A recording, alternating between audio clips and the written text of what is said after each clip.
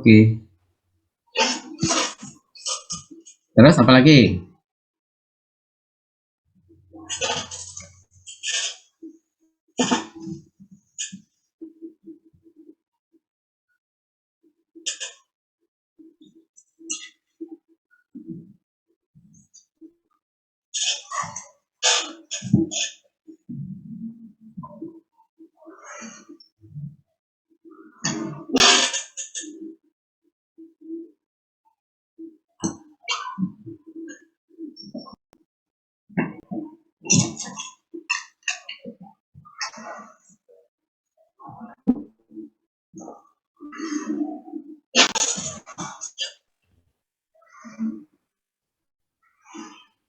Sama kalau saya juga nganu itu Pak, pengerjaan panas dan dingin yang kemarin.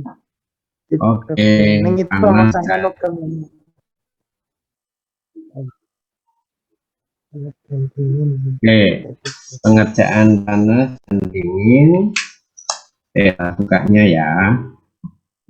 Gak apa-apa. Mana ya. Jadi saya bisa paham sampai sejauh mana pemahaman kalian. Oke, udah kelihatan belum?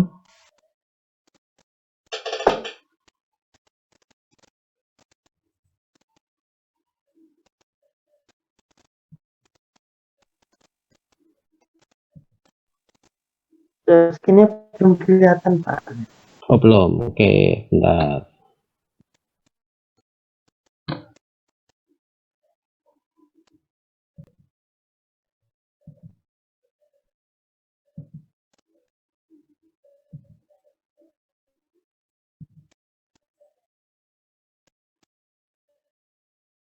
Logam dan paduan logam. Ada pemrosesan logam kemarin? Pemrosesan logam harusnya hari ini Pak. Kemarin buat ringkasan tentang apa pemrosesan logam. Kemarinnya minggu kemarinnya lagi tentang paduan logam. Iya. Ini kan minggu kemarin asinkron Pak. Jadi nggak dijelaskan Pak. Jadi dua itu ya, logam dan paduan serta pemrosesan logam ya. Iya Pak. Ya. Oke.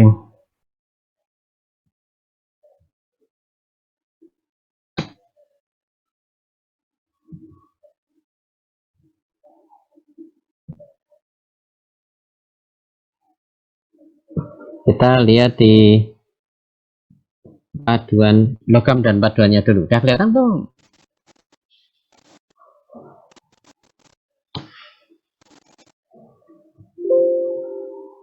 Yang ini kemarin kita sudah sempat membahas belum ini? Logam dan paduan logam. Belum, Pak. Belum, oke.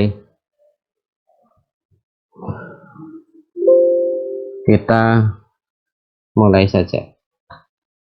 Ya, kalau ada yang tidak jelas langsung tanyakan aja ya.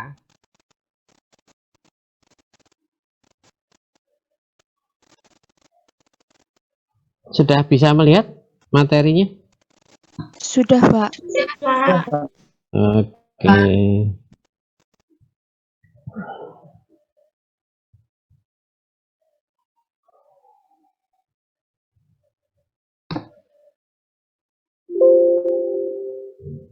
Kok ini tang tuh nggak bisa digeser nih, kenapa ini? Coba.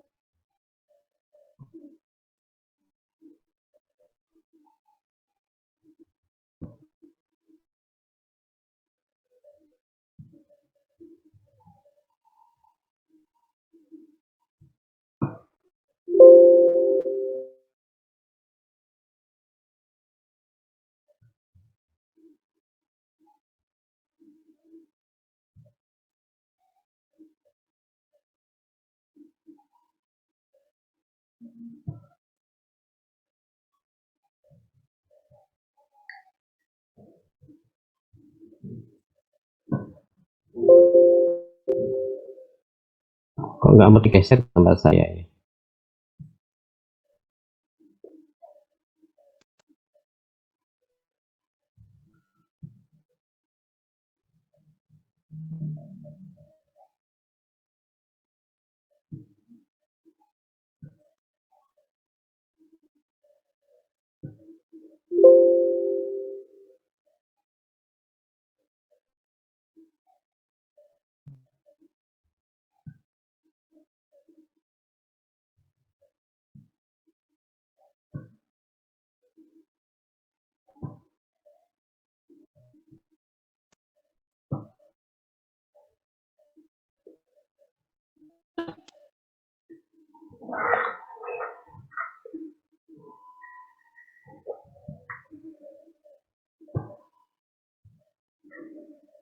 Oke, semoga bisa jalan ini. Oke.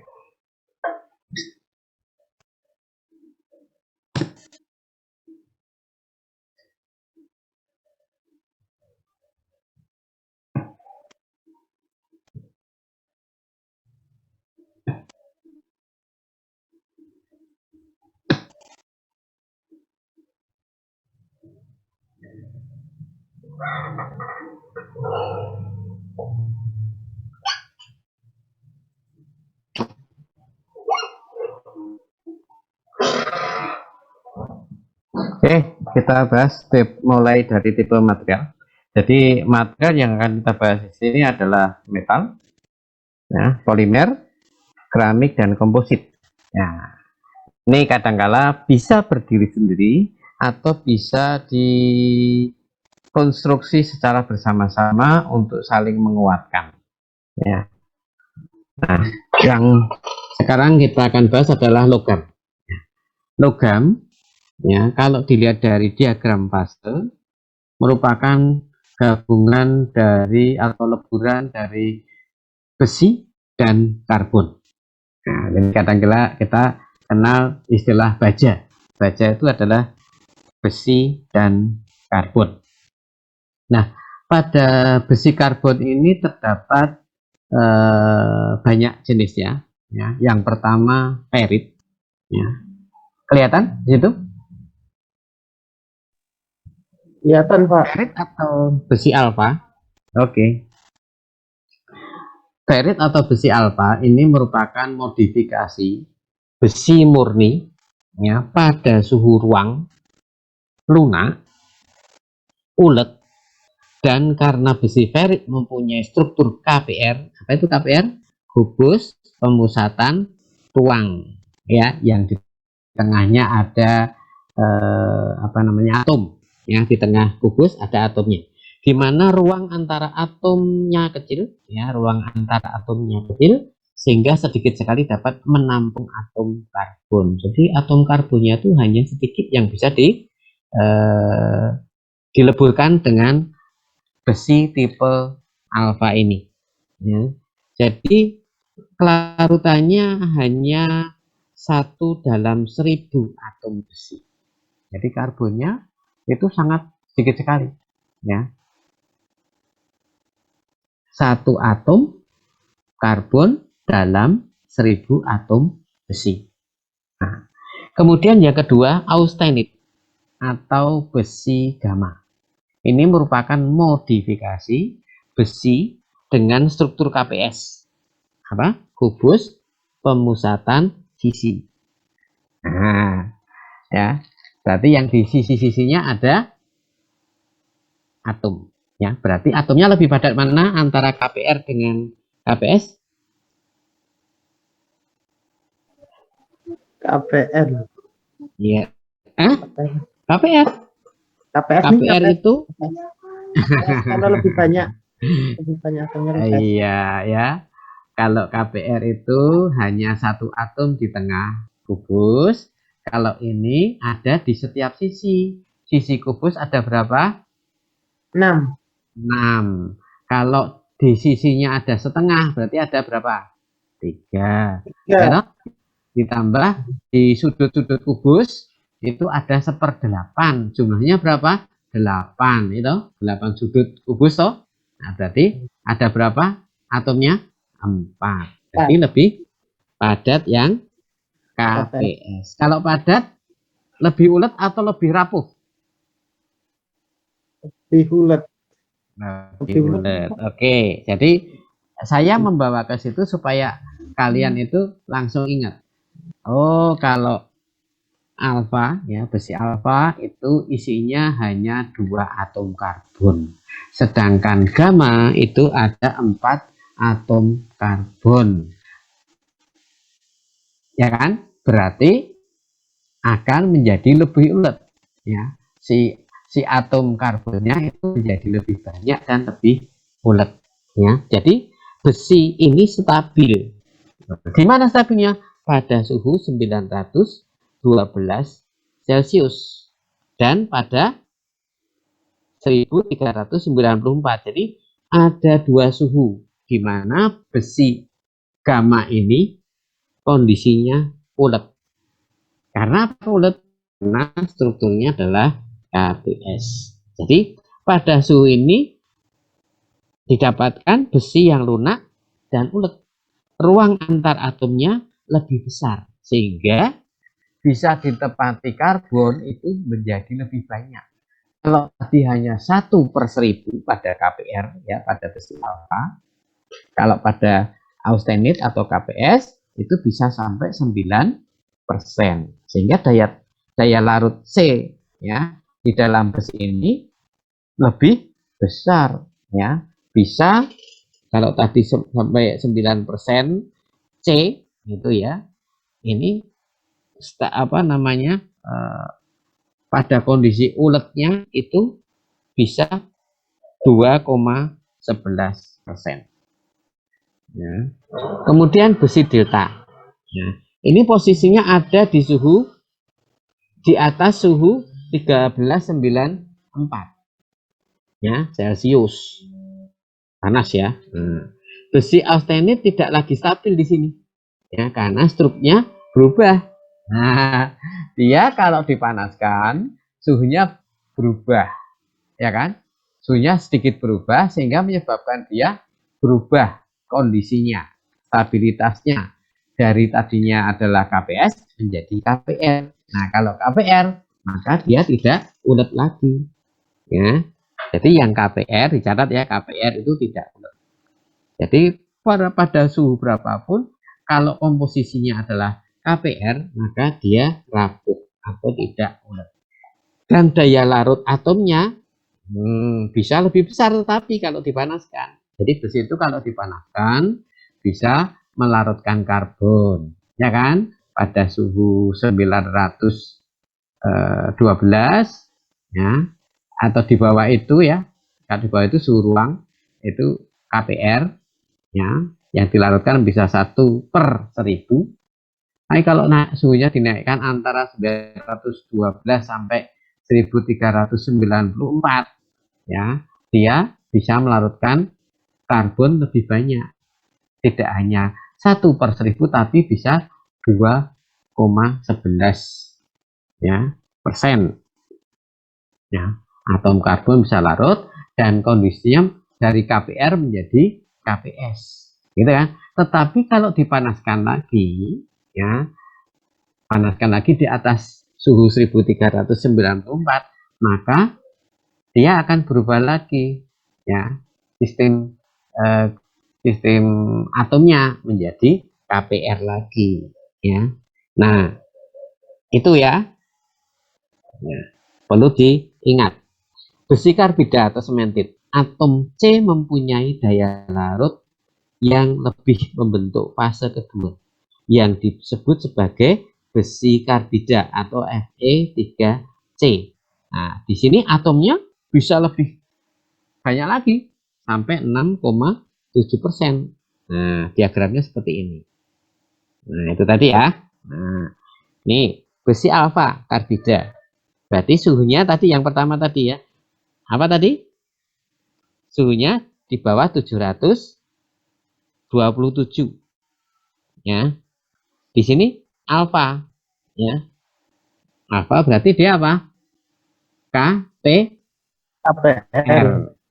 KPR. KPR. Kemudian, ya, kemudian ini kondisinya apa tadi? KPR sifatnya rapuh, ya. Dan kalau dipanaskan, nah, mulai di sini, ya, 912 menjadi besi gamma, ya, di sini posisinya, ya, di sini gamma, ya, gamma dan apa? Lebih ulet. Kondisinya menjadi apa? KPS, ya kan? Strukturnya menjadi KPS. Dan ini sampai di mana? Sampai 2,11 di sini. Nah, jadi dipanaskan di sini, ini suhu toh. Kalau tarik ke sini, dari sini sampai ke sini. Jadi kita bisa membuat kesimpulan di sini, gitu ya. Kalau besi gamma karbida ini yang alfa, ya alfa karbida itu pada suhu di bawah 727, kalau dipanaskan, ya, dipanaskan pada 912 Celcius, kemudian dia bisa menampung atom C menjadi berapa ini? 1,3, gitu kan? Ya, 1,3. Tapi kalau dia dipanaskan lagi, dia bisa menampung atom C sampai 2,11%, gitu ya. Tetapi kalau dia, ya, pada posisi 2, ya, 2 di sini, kemudian dipanaskan sampai 912, ini ditarik ke sini, maka yang didapatkan adalah ini. Nah, gamma dicampur apa? Karbida, ya. Nah, kemudian kalau dari 2,11 ini dipanaskan lagi, maka dia menjadi cair. Kalau cair dia rapuh. Ya, tadi sampai berapa? Suhu berapa tadi? 1394 Celcius. Sampai di mana tadi? Nah, ini. Jadi posisinya ada di gamma itu ada di sini. 1394 itu di sini. Posisinya di sini. Ya, jadi berada di ruangan ini. Austenit yang KPS. Tapi kalau ini kita panaskan lagi di sini, nah, masuk di sini, maka dia masuk gamma plus cairan, jadi rapuh karena dia menjadi KPR, gitu ya. Nah, sebaliknya kalau di sini kita turunkan suhunya di sini, sudah dapat 2% diturunkan sampai suhu 1150 dari posisi dia masih kondisinya austenit dan ulet, ya, KPS. Tapi kalau di sini itu kita turunkan suhunya sampai di sini 1000, nah, maka kondisinya menjadi gamma plus cementit. Nah, itu lebih rapuh dari austenit tetapi lebih kuat dibanding gamma karbida, ya kan? Posisinya di sini, ya, gamma karbida itu cuma sampai 727 Celcius. Tapi kalau si ini gamma karbida, ya, atau sementit di sini, nah, posisinya lebih luas di sini. Bahkan dia bisa menampung atom karbon sampai di sini 6,7%. Ya. Itu maksimum karbon yang bisa ditampung. Lebih besar itu bisa nggak? Ya bisa, cuman semakin tambah rapuh. Itu ya. Oke. Nah, ini besi ferit, alfa dan karbida bercampur dengan baik seperti lamel dan mikrostruktur yang dihasilkan berbentuk perlit, seperti ikan itu, seperti gambar ini. Ya. Kemudian bagian yang terpenting adalah pada daerah suhu pada daerah suhu 700 sampai 900 Celcius dengan kadar karbon 0 sampai 1%. Kita lihat di mana sih itu? Apa? 700 sampai 900. Mana di mana? 700, ya. 700 di sini kira-kira, gitu ya. Sampai 900 di sini. Gitu kan? Nah, terus ya di daerah ini garisnya suhu, kemudian persentasenya sampai 0 sampai 1 berarti ada di wilayah ini. Ini yang paling penting di sini. Berarti dia posisinya gamma dan austenit, ya, KPS. Nah, reaksi etektoid ya seperti eutektik ya, ini pada eutektik ya, ini padatan kalau didinginkan liquid ya, L itu liquid. Liquid 2 kalau didinginkan akan menjadi cementit 1 dan 3 atau solid 1 dan solid 3. Gimana itu eutektik? Ya, kita lihat liquid 2. Liquid 2. Liquid L2 didinginkan menjadi S1 dan S3. S1 dan S3. Ini nggak nampak ya kalau di sini ya. Kalau di kurva, nah ini cairan di mana? Liquid. Nah di sini ya. Ini liquid, gitu ya. Jadi tadi apa? L2 menjadi S1 dan S3. Nah, ini L2 ya, L2 ini liquid. Ya, apa namanya? Oh, di sini liquid ya. Liquid menjadi S1 dan S3. Gitu ya. Ini berarti posisinya di sini nih. Eutektik gitu ya. Nah, sekarang ada satu lagi etektoid. S2 menjadi S2 dan S3. Coba kita cari. S2 menjadi S2 dan S3. Ya.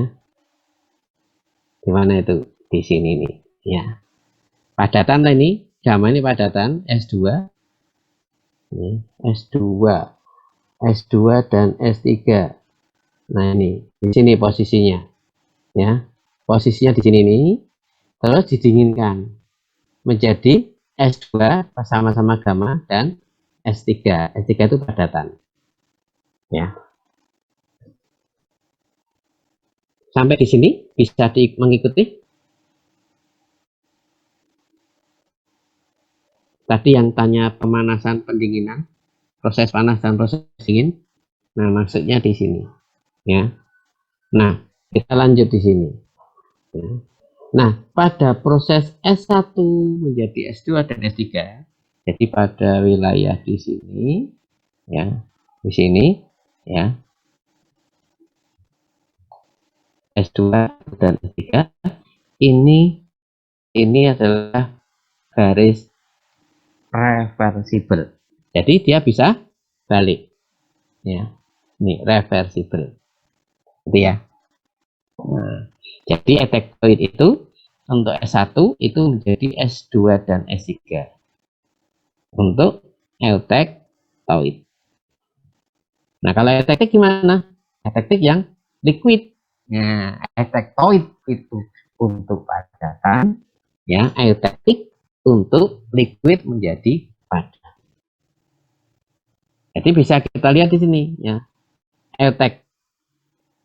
Coba eutektik, ya, liquid menjadi padat, berarti pada posisi 4.3 ini juga bisa, ya kan? Cairan menjadi padat, ya kan? Kalau yang etektoid padat menjadi padat, berarti gamma ini, ya, gamma ini ke bawah, ya, ke sini. Bisa diikuti ya. Oke, selanjutnya reaksi etektoid pada 727. Nah, di mana ini? Pada 727. 727. Nah, ini 727 kita tarik ke sini, pas kondisi di sini, ya. Padat menjadi gamma karbida atau padat menjadi menjadi alfa karbida atau gamma dan sementit. Ya, di sini. Kalau sementit yang gamma sementit ini posisinya di atas 723. Tapi kalau menjadi alfa dan karbida ini di posisi 077 ya pada 727 Celcius. Nah, bedanya di situ aja. Ya. Jadi lebih tepat yang tadi berapa? 0,77% karbon. Ya, lebih tepat di situ. Nah, itu kan 0,77% karbon pada suhu 727. Jadi pada wilayah ini. Nah, pada 0,77 ya pada suhu 727. Ya, jadi pada titik ini. Ya. Oke, dekomposisi austenit. Nah, austenit bisa mengalami dekomposisi kapan? Selama pendinginan terjadi dekomposisi austenit. Jadi pada 0,77 tadi kalau didinginkan menjadi alfa dan karbida. Ya. Nah, itu alfa itu apa komposisinya tuh? 0,02 karbon. Ya. Kalau Fe3C 6,7% karbon. Itu ya. Kemudian ada pergeseran efektif yang adanya penambahan elemen Ni, nah, gitu ya, Mn, Cr, Si, ya, Mo ini akan menurunkan kadar karbon pada komposisi etektoid. Tadi komposisi etektoid berapa tadi? 0,77. Tapi kalau karbonnya diganti, boleh. Diganti dengan apa? Nikel boleh, Mn boleh, Cr boleh, Si boleh, Mo boleh. Maka akan menurunkan kadar karbon. Ya, gimana itu? Nah, tadi itu ya. Pada kondisi ini 0,77. Nah, ini ya 0,77 kadar karbon di sini. Dengan catatan karbonnya digantikan oleh nikel. Ya, di mana karbonnya digantikan? Ya, pada kondisi di suhu ini pergantiannya ditambahkan. Kalau tambah karbon otomatis kan karbonnya naik, tapi karbonnya dibiarkan, kemudian yang ditambah adalah nikel, krom. Nah, maka yang digantikan di mana? Posisi ini. Ya, jadi dia akan sifatnya akan makin baik lagi, ya, keras, ulet, ya, lentur, sehingga bisa disebut yang namanya apa? Stainless steel. Jadi stainless steel apa? Kalau kita menambahkan Ni, Mn, Cr, Si atau Mu menggantikan karbon pada komposisi etektoid. Ya. Ini pada gambar B ini. Ya. Ini kan 077 ya, 077 di sini ya. Digantikan ya oleh Ni seberapa? Nah, ini sebesar ini ya. Ini komposisi berat paduan. Jadi N-nya bisa masuk di sini sampai 3% ya dari itu ya. NMN bisa ya sampai posisi di sini. Nanti menjadi 0,6 si karbonnya, kemudian Mn-nya bisa 3% di sini. 2% boleh, berarti di sini kondisi. Gitu ya. Kalau diganti Cr boleh, Cr di sini menggantikannya. Ikuti garis ini. Jadi bisa kalau di posisi 2% ya, 2% krom ya, maka karbonnya ada berapa? 0,6%. Gitu ya. Itu membuat paduan. Nanti saat proses besi ya, pemrosesan besi atau baja itu kita ulang lagi. Nah, ini pergeseran etektoid dengan penambahan sekitar 2% Mn. Nah, tadi kan Mn ini tambah sampai 2%, berarti sampai di sini. Berarti nanti karbonnya menjadi berapa? 0,65. Ya, kira-kira. Ya, gimana? Nah, 2% Mn. Nah, 2% Mn ditambahkan, maka ya, ini akan menjadi 0,65. Benar ya? Oke. Baja karbon, baja paduan. Ya. Bila baja hanya mengandung besi dan karbon, baja karbon, ya disebut baja karbon, karbonnya berapa? Itu sampai komposisi 2%. Baja paduan atau baja alloy bisa rendah, sedang, dan tinggi. Apa yang menyebabkan rendah, sedang, dan tinggi itu? Ya, yang ditambahkan itu, yang menggantikan karbon itu jumlahnya makin banyak ya makin tinggi, makin sedikit ya makin rendah. Kalau paling rendah berapa? Ya 0, berarti nggak ada penambahan, tetap cuman Fe karbon. Nah, baja paduan rendah bila kandungan elemennya seperti Ni, krom, ya, molibdat, Mn, dan sikel ini sebesar 5% atau di bawahnya. Ya. Nah, kalau baja paduan tinggi itu disebut stainless steel. Ya, jadi di atas 5% disebut stainless steel. Kemudian baja tuang, ya, itu kadang orang menyebut ingot. Baja tuang atau baja tempa disebut ingot atau balokan tuang. Jadi kalau kita ngecor besi, kemudian kita tambahkan karbon, kita tambahkan krom, ya, maka terus dicetak, ya, menjadi kotak-kotak, maka itu disebut balokan tuang, dicetakkan, dituang, ya. Nah, baja tempa masih dalam keadaan panas dan plastis bisa dibentuk menjadi hot roll steel. Apa itu? HRS. Nah, bukan Habib Rizik Sihab loh ya. Hot roll steel. Jadi apa itu maksudnya? Lembaran besi baja yang bisa di roll pada kondisi panas. Jadi lembaran plat, ya, selanjutnya dikenakan pengerjaan dingin atau cool work steel CWS, sehingga kalau didinginkan maka si baja akan menjadi lebih keras, ya. Jadi baja panas kemudian didinginkan akan menjadi keras, ya.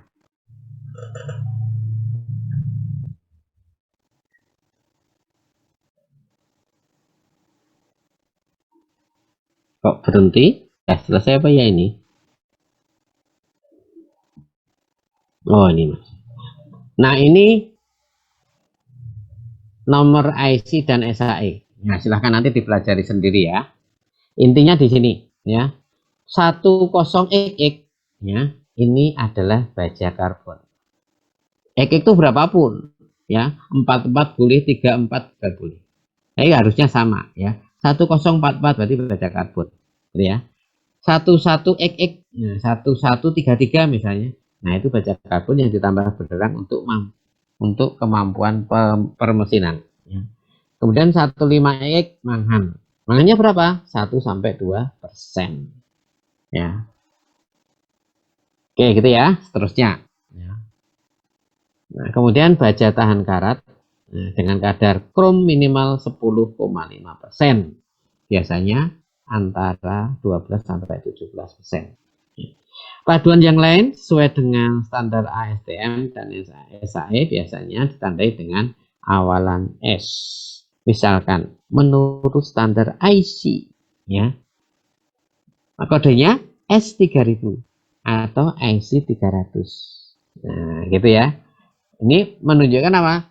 Baja ini besi karbon yang ditambahkan nikel dan krom.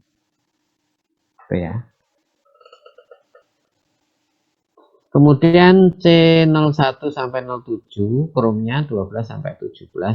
Nah, ini yang disebut baja tahan karat. Jadi besi baja yang komposisinya karbonnya maksimum 0,7, kromnya antara 12 sampai 17, maka dia mempunyai sifat keras ulet. Keras, gitu kan? Keras, kuat. Uletnya ada tapi kurang. Tapi masih bersifat magnetik, ya. Jadi bisa dipengaruhi oleh besi magnet. Dapat dilakukan dengan heat treatment. Apa? Pemanasan berulang-ulang. Nah, sehingga menjadi tahan panas. Kurang tahan korosi, ya. Ini seperti baja tahan karat. Kemudian baja tahan karat feritik. Kromnya, oh itu lebih tinggi lagi kalau tadi 17%, ini sampai 18%. Ya. Tidak dapat dikeraskan dengan heat treatment. Ketahanan korosi martensitik lebih rendah dibanding feritik atau austenit. Tahan retak korosi tegangan SCC, ya, dan bersifat magnetik. Ya, baja tahan karat austenitik. Nah, ini ada 18% krom, 8% Ni. Nah, ini kalau di stainless steel kodenya 188, ya. Kadang-kala juga disebut seri 300 atau seri 200. Kalau 300 menunjukkan nikelnya tinggi, ya, tapi kalau 200 nikel campur Mn. Ya, demikian.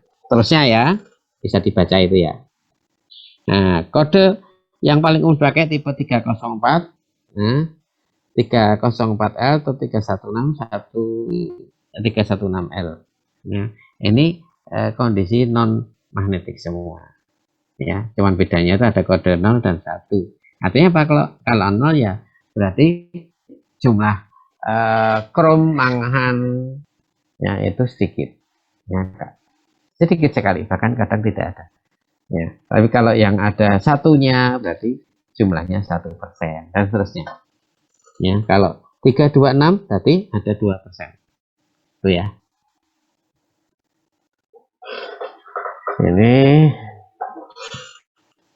Ini sama pembahasannya dengan yang tadi. Cuma mengulang saja. Jadi kita lanjut ke, mungkin ada pertanyaan sampai di sini.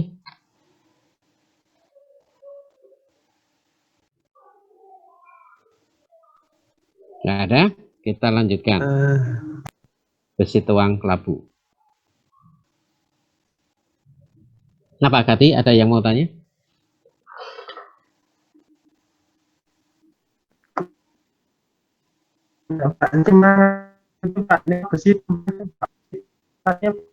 Putus-putus suaramu. Oh, putus-putus.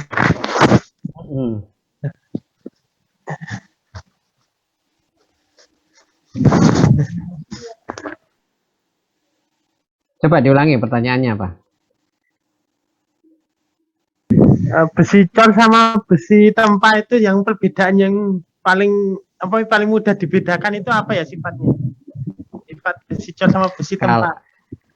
Nah, ini baru mau dimulai ini. Sekarang besi cor labu ya. Kalau besi tempa jelas itu ditempa ya, dipanas, di apa? Besi yang sudah jadi dipanaskan kemudian ditempa.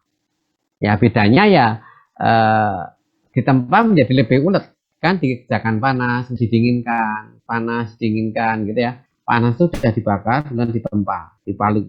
Ya, kemudian didinginkan. Sambil dipalu kan itu menjadi dingin. Ya. Kemudian ya kalau model panas dipalu dan dilipat maka dia menjadi lebih ulet. Nah, kalau lipat berarti kondisi strukturnya adalah HPS. Bedanya di situ aja. Tapi kalau tuang ya udah dari cair, nah, dituang aja menjadi cetakan-cetakan apa kotak-kotak besi. Ya, Pak, paham Pak. Terima kasih Pak. Oke. Nah, ini besi cor kelabu, komposisinya karbonnya sampai 4%, silikanya sampai 3%. Ya. Nah, itu berarti ciri khasnya komposisinya Fe, C, dan Si. Gitu ya. Jadi kalau karbonnya itu diganti dengan silika, maka menjadi besi cor kelabu. Nah, itu sifat-sifatnya itu ya. Tapi dia bagus untuk menjadi sepatu, ya, sepatu bukan sepatu manusia tapi sepatu alat-alat yang di pabrik karena dia bisa menahan getaran. Ya memang dia rapuh, ya lemah rapuh. Ya. Tetapi kalau dia dipakai untuk bantalan kereta, ya bantalan apa alat-alat berat, ini lumayan bagus. Ya. Sekarang besi cor putih. Nah, silikannya kurang dari 1% berat. Itu Fe3C keras tapi rapuh. Ya, tidak mampu mesin artinya apa? Dibentuk itu sulit. Ya, dibentuk mur, baut itu gampang rusak, gampang terkikis. Ya. Nah, itu permukaannya kalau terkikis permukaannya putih. Ya, maka disebut besi tuang putih. Kemudian permukaannya keras dan tahan aus atau roll dalam roll mill. Dan ductile cast iron ya, DCI. Nah, itu yang saya tambahkan itu ya, komponen-komponennya itu bisa CA, NIK, LIBA, dan ZN ya.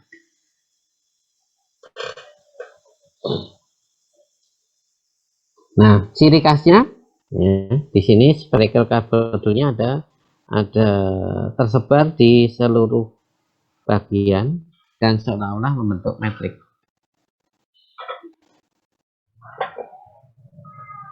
Nah, ini mampu tempah. Nah, ini yang tadi kamu tanyakan, mampu tempah. Ya. Kadar C-nya dan SI-nya kan bisa hampir sama ya dengan yang tadi. Kalau tadi SI sampai 3%, karbonnya bisa sampai 4%, gitu ya. Tapi kalau dikurangi kemudian ditempa, nah itu menjadi kelompok ini. Tapi kalau nggak dikurangi ya tetap rapuh, gitu ya. Karena kebanyakan karbon itu menunjukkan kerapuhan.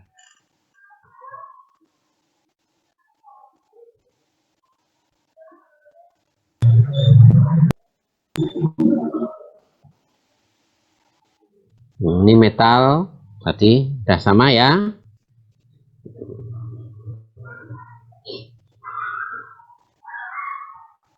Ini menurut SAE tadi sudah ada, IC tadi contohnya juga sudah ada.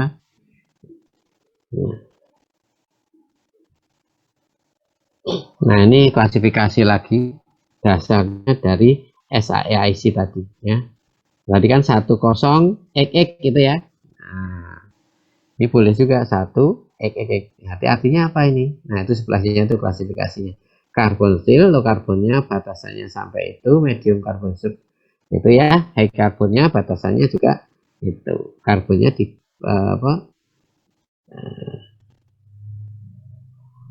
bisa di atas ya, di atas 0,55%. Dan 2 XX itu. Nanti kan kondisi untuk nikel. Kalau tadi di atas 1 adalah carbon steel, ini nikel steel. Jadi kandungan nikelnya cukup banyak gitu ya. Komposisinya bisa dilihat itu, ya nikelnya bisa sampai 12%. Bahkan 25%. Dengan tujuan tertentu tapi gitu ya. Dan seterusnya ke bawah. Nah, itu contoh aja, contoh untuk mengklasifikasi. Stainless steel ini tadi ya, kromnya lebih tinggi ya, bisa 10,5% krom. Tujuannya untuk apa? Memberikan kekuatan pada permukaan logam. Ini sisi baik dari stainless steel: tahan korosi, tahan suhu rendah atau tinggi, mudah pabrikasinya, mempunyai sifat yang bisa apa ya, untuk memperindah peralatan ya, sebagai aesthetic able ya, kemudian hygienic property dan umur pakai yang lama, life cycle karakteristik. Oke. Di situ ada petir tidak? Nah, ini kategorinya bisa dibaca sendiri ya. Tadi udah ada contohnya SS304 juga. Ya, komposisinya sama. Ya.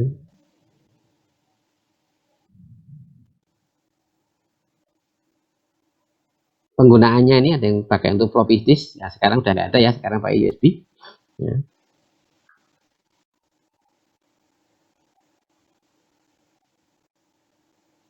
Ini komposisi kimia logam untuk arsenic tadi sudah ya. Kalau 304, nah itu yang tengah itu ya, karbonnya 0,08, kromnya antara 18-20%, mangannya maksimum 2%, silikonnya maksimum 1%, nikelnya 8-10,5%. Itu ya. Nah, ini sifat mekanik austenitic. Ini tensil strength-nya nilainya 84-185. Yield-nya 42-140. Kan terusnya ke bawah itu ya.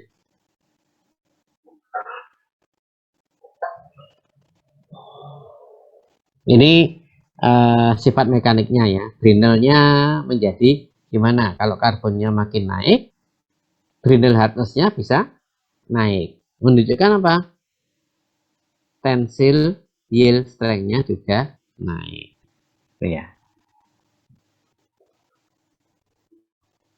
Kalau yang kanan, gambar 2, elongation-nya itu ya. Semakin banyak karbon, maka elongation-nya bisa sampai berapa itu? 1,5 inci. Wah, banyak nih 1,5 gitu ya. Kira-kira 4 cm. Perpanjangannya baru putus atau patah. Ini juga sama, kalau untuk krom kadar karbonnya berapa itu, dan filternya mau diinginkan yang seberapa. Ini dipakai acuan teman-teman di pengecoran logam gitu ya. Jadi misalnya ada pesanan ya, supaya besi yang dibuat mempunyai tensile strength-nya 160.000 PSI, maka kita tarik di sini 160.000, berarti 160 dikalikan juga 160 ya. Nah, tarik ke kanan, terus ditanya ya, inginnya dicampur apa? Gitu ya. Dicampur apa? Krom, maka krom berapa kromnya? Ya maksimum 2%, berarti kita tarik ke bawahnya. Nah, ini kita tarik ke bawah. Oh, ternyata 2,1% dengan karbonnya 0,3%. Itu ya. Ini kromnya segini, yang di sini karbon.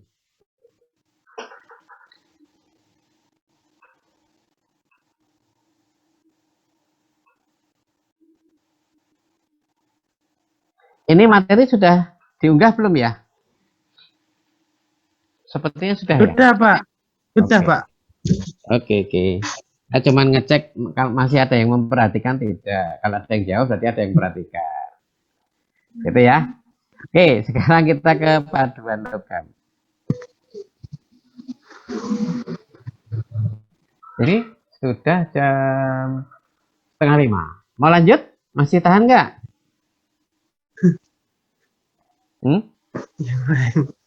Masih tahan nggak? Yang lain? Saya pada diem sih. Masih Pak, cuma hujan aja Pak. Hujan. Nanti Masih Pak. kalau hujannya gede, ya, petirnya juga gede, kita segera off aja ya. Ya, berbahaya. Ya, kan kita menggunakan gelombang magnet. Ya, nanti kalau ada petir bisa kena gendang telinga kita. Gitu ya. Kita Ya, coba selesaikan sampai 51 ini, ya, kalau bisa. Nah, paduan logam, ya, ini merupakan paduan fasa tunggal. Nah, bisa lebih satu komponen. Namanya paduan mesti akan lebih dari satu komponen. Ya. Misalnya seng dengan tembaga, ya kan dua komponen. Nah, ini kadang kalau seng tembaga ini pada komposisi tertentu, maka dia dinamakan kuningan. Kira-kira yang seperti apa? Tembaganya tinggi, ya, sengnya rendah, gitu ya. Tetapi kalau paduan tembaga ditambah SN, ya, timah putih itu SN, ya, berarti tembaga itu atau PBSN, maka kita mengenalnya di pasaran sebagai perunggu, ya. Pernah mengenal medali perunggu, gitu ya. Nah, kalau medali emas gimana? Nah, itu tembaga seng kemudian disepuh dengan emas berapa karat, gitu ya. Itu juga nggak mungkin 24 karat, bukan emas asli. Kalau emas asli ya bisa laku dijual, ya. Itu nggak laku dijual karena cuma sepuhan. Oke, ini kita langsung ke gambar saja supaya lebih cepat.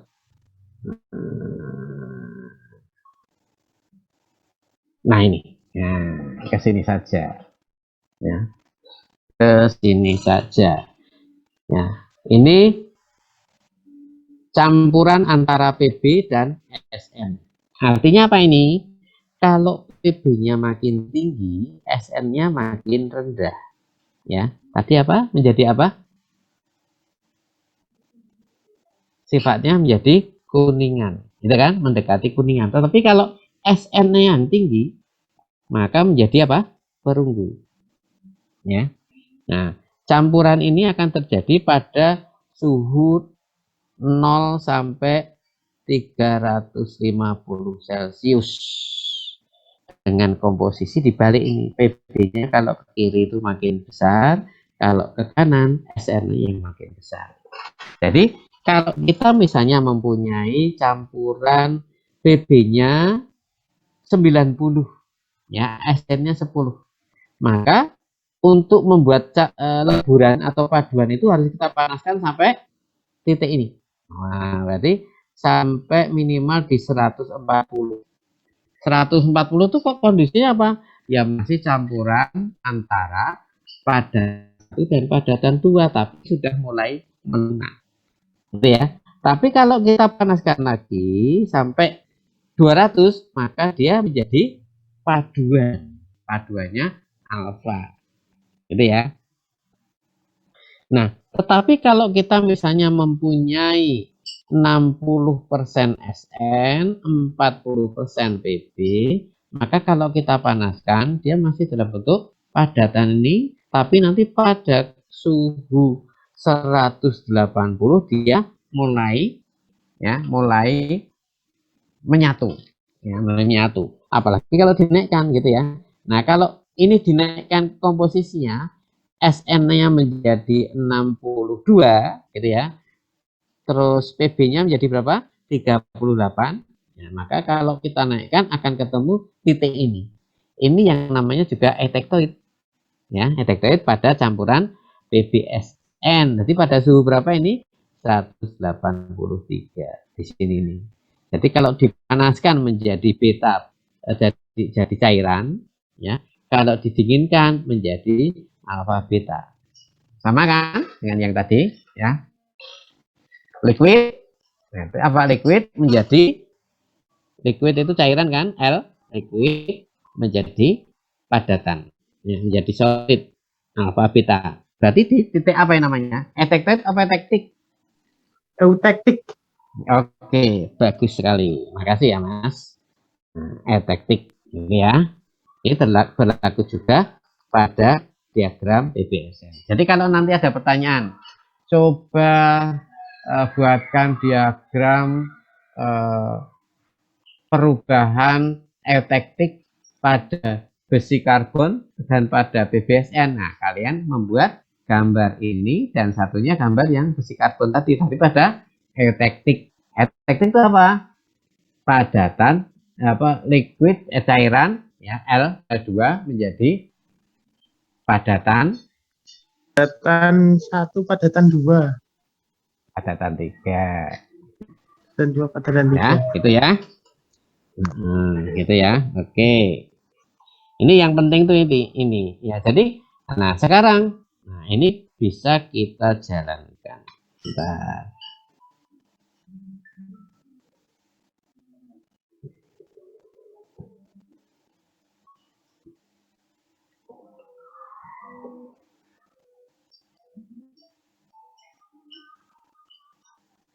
Nah, ini ya.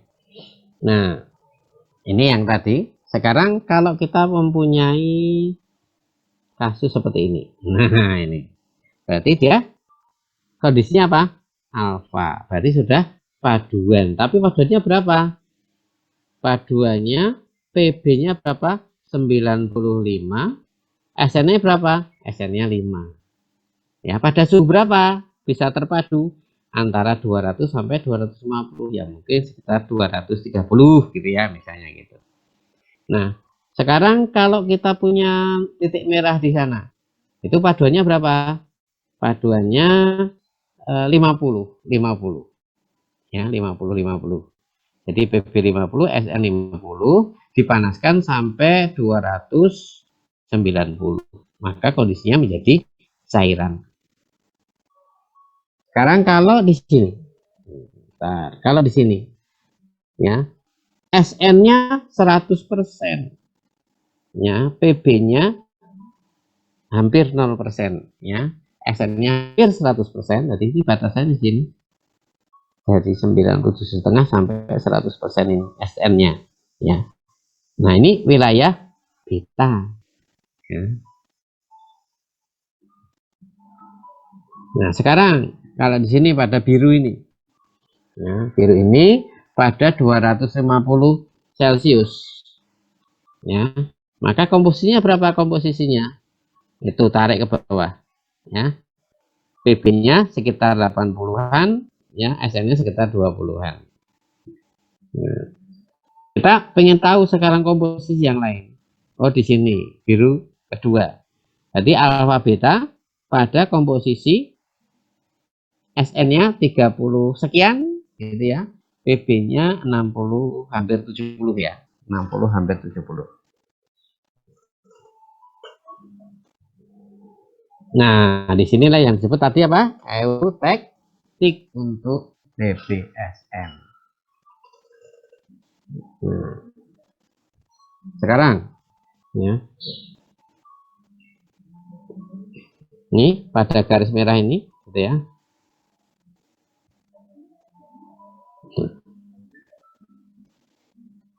Nah, ini komposisinya gitu ya. Pada garis merah itu titiknya kita tarik ke kiri. Ternyata 150. Kita tarik ke kanan gitu ya, sambung dengan titik-titik biru itu gitu ya. Ya, maka kita bisa membaca pada kurva tersebut ya, pada 150 itu mempunyai komposisi berapa itu? 10 90 ya, 10 SN 90 PB. Kemudian yang di kanan SN-nya 100, PB-nya 0 ya.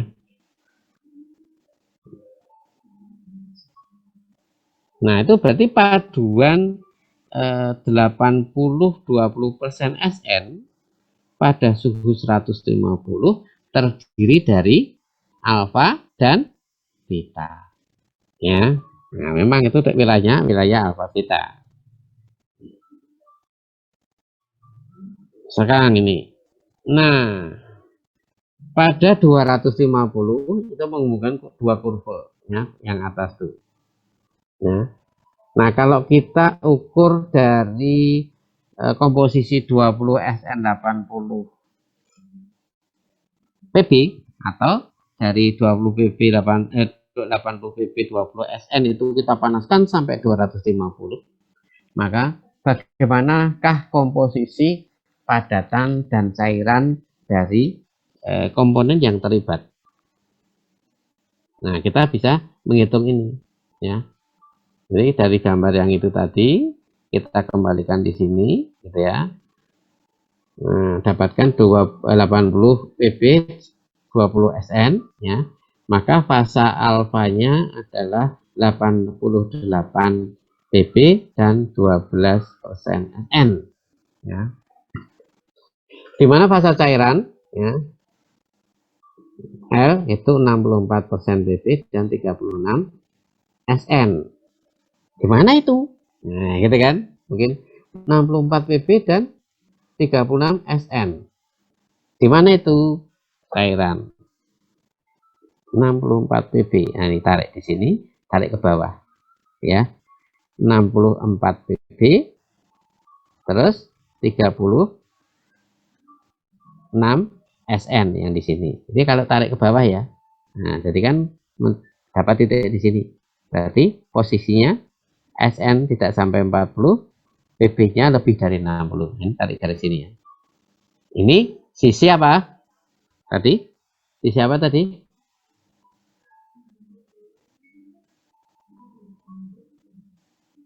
Fasa alfanya. Fasa cairnya ya, fasa cairannya atau liquidnya. Jadi sepertiga dan alfanya 2/3. Kira-kira. Ya.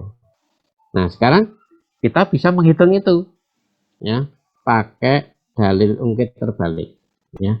Misalnya 600 gram dan A adalah gram dari alfa, campuran PB-nya sekian persen, SN sekian persen. L adalah gram cairan 6436%.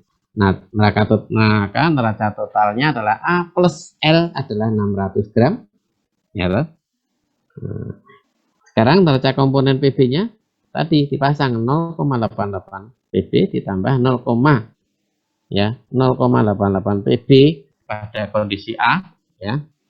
Nah, kemudian 0,64 pada L. Sama dengan berapa? 0,8 dikalikan A plus L. 0,8 dari mana? Dari ini. PB ini.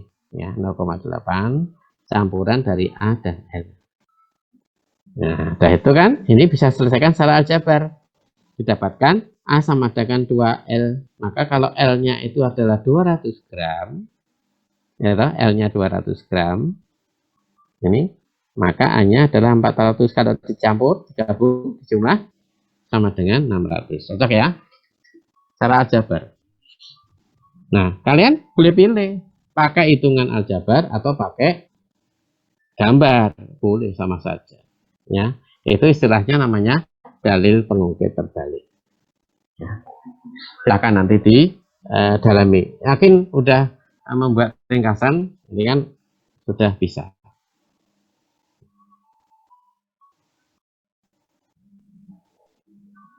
Nah, ini cara perhitungan yang lainnya. Sama caranya, ketemunya juga sama. Oke ya. Itu tadi. Ya.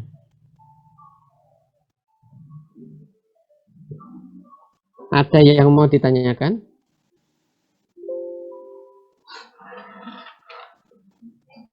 Nggak ada? Ini sudah jam 5 kurang 20 menit. Ya, kita cukupkan ya. Ketemu lagi minggu depan. Oke, selamat sore. Assalamualaikum warahmatullahi wabarakatuh. Waalaikumsalam warahmatullahi wabarakatuh. Terima kasih, Pak. Terima kasih, Pak. Sama-sama. Yo, selamat bangun tidur ya. Tadi pada tidur kan? Tidak, Pak. Dap. Tidak, Pak. Tidak, Pak. Kalau ada yang kesulitan langsung tanya ya. Nanti kita bisa kalau misalnya saya longgar ya, ayo kumpul lagi nge-zoom walaupun di luar kelas, nggak apa-apa ya, di luar jadwal. Gitu ya. Pak. Ya, Pak. Terima kasih, Tapi Bapak. jangan pas ujian ya. Oke. Sekali lagi selamat sore. Assalamualaikum.